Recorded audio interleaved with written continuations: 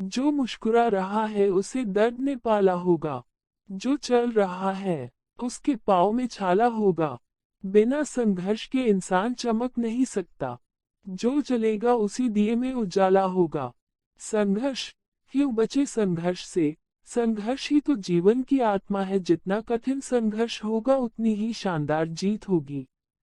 एक बार एक किसान भगवान से बहुत ही नाराज हो गया। किसान बहुत मेहनती था। बहुत मेहनत से वह खेतों में अनाज उगाता, उसकी देखभाल करता, पर अक्सर उसकी फसल खराब हो जाती। कभी सूखा पड़ जाता तो कभी बाढ़ आ जाती। कभी तेज धूप, कभी आंधी, कोई न कोई कारण बन ही जाता कि उसकी फसल खराब हो जाती।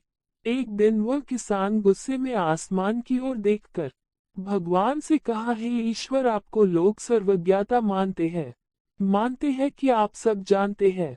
कहते हैं कि आपके इच्छा के बिना एक भी पत्ता नहीं हिलता, पर मुझे तो लगता है कि आप छोटी सी छोटी बात भी नहीं जानते। आपको तो ये भी नहीं पता कि खेती बाड़ी कैसे करते हैं। अगर आप जानते होते तो हर समय जो बाढ़, आंधी और तूफान आते हैं वो कभी नहीं आते।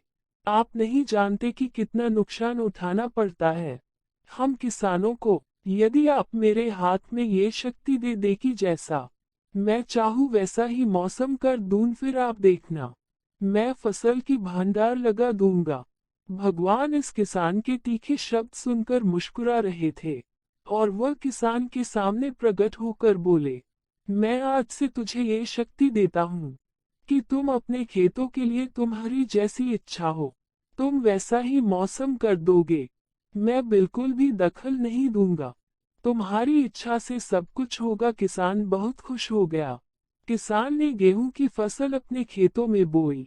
जब उसे लगा कि खेतों को धूप चाहिए तो खेतों को धूप मिले। जब पानी बरसना चाहिए तभी पानी बरसा। आंधी, तूफान, बाढ़, कुछ भी उसने अपने खेतों पर आने नहीं दिया।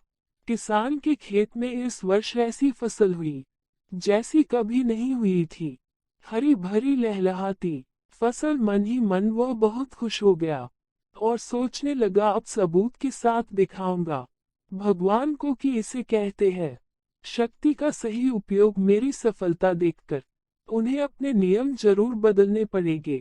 कुछ दिन गुजरे, फसल कटने को तैयार हो गई।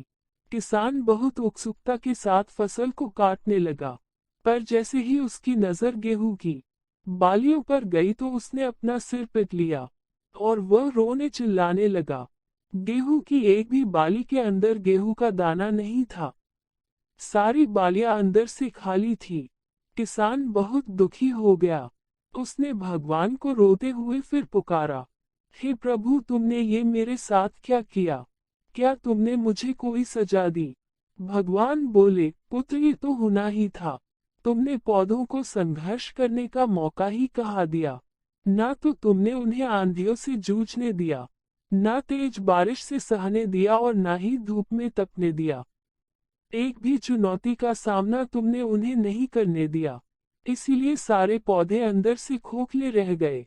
जब आंधी, तूफान, तेज बारिश और धूप पड़ती है तभी ये पौधे अपने अस्तित्व को बचाने के लिए संघर्ष करते हैं। और इसी संघर्ष से एक बल पैदा होता है जिसमें शक्ति होती है, ऊर्जा होती है। और यही ऊर्जा पूरी तेरे गेहूं के दानों की तरह जो नहीं फूटी। तूने उन्हें कठिन परिस्थितियों से गुजरने ही नहीं दिया जहां उनके अस्तित्व का जन्म होता। सारी बालियां इसीलिए खाली है। इसमें एक भी गेहूं का दाना इसलिए नहीं है क्योंकि तुमने अपने पौधों को संघर्ष कराया ही नहीं। याद रखिए, स्वर्ण में सवर्णीय आभा तभी आती है जब वह आग में तपने, गलने और हथौड़े से पीटने जैसे संघर्षों से गुजरता है। कोयले का टुकड़ा हीरा तभी बनता है जब वह उच्च दाब और उच्च ताप की मुश्किल परिस्थितियों से गुजरता है। इसी तरह यदि हमारी जिंदगी में कोई संघर्ष ही ना हो, कोई चुनौती ही ना हो, तो हम भी गेहूं की बालियों की तरह खोखले रह जाएंगे और कोई अस्तित्व नहीं होगा हमारा। विपरीत परिस्थितियां, चुनौतियां, समस्याएं हमें और अधिक निखारती है। यदि जीवन में कठिन परिस्थितियां और चुनौतियां आए तो घबराना मत बल्कि सामना करना। विश्वास करना कि आप और अधिक निखर जाओगे और अधिक मजबूत बन जाओगे। किसी ने कितना सही कहा है, जिंदगी जीना आसान नहीं होता। बिना संघर्ष कोई महान नहीं होता। जब तक न पड़े हथौड़े की चोट, तब तक पत्थर भी भगवान नहीं होता।